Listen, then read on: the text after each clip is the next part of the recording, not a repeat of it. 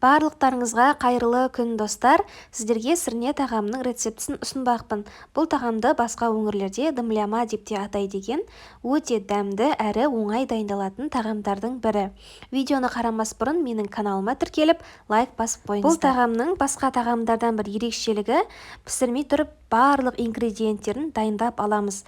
Видеода көрсетілгендей етіп көкөністердің барлығын турап дайындап қоямыз.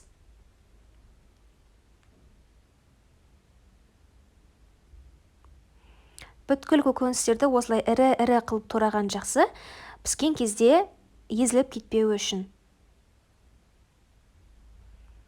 Мінекей біздер барлық ингредиенттерді дайындадық. Енді табамызға сұйық май құйып, көрсетілген тағамдарды рет-ретімен салып отырамыз.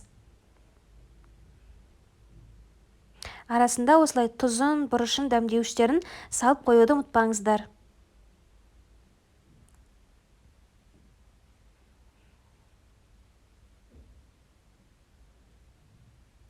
Барлық көкөністерді салып болғаннан кейін тағы да дәмдеуіштерді салып, 1 стакан салқын суды құйып жібереміз.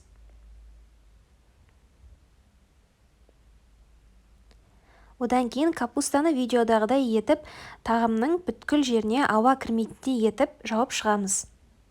Ең соңында осылай салафандармен жауып қоямыз, ауа кірмей өзінің буына пісуі үшін. Осылай барлығын дайындап болғаннан кейін асты күшейтіліп тұрған отта қайнағанша ұстаймыз. Бір қайнағаннан кейін оттың астын басып, 1 сағат, 1,5 сағаттай пісіріп аламыз. Одан кейін осылай табақтарымызға әдемілеп орналастырып, дастарханға ұсына берсек болады. Сіздерге де дәл осы видеодағыдай дайындауға кеңес беремін. Барлықтарыңызға ұнайтынына сенімдімін. Астарыңыз дәмді болсын.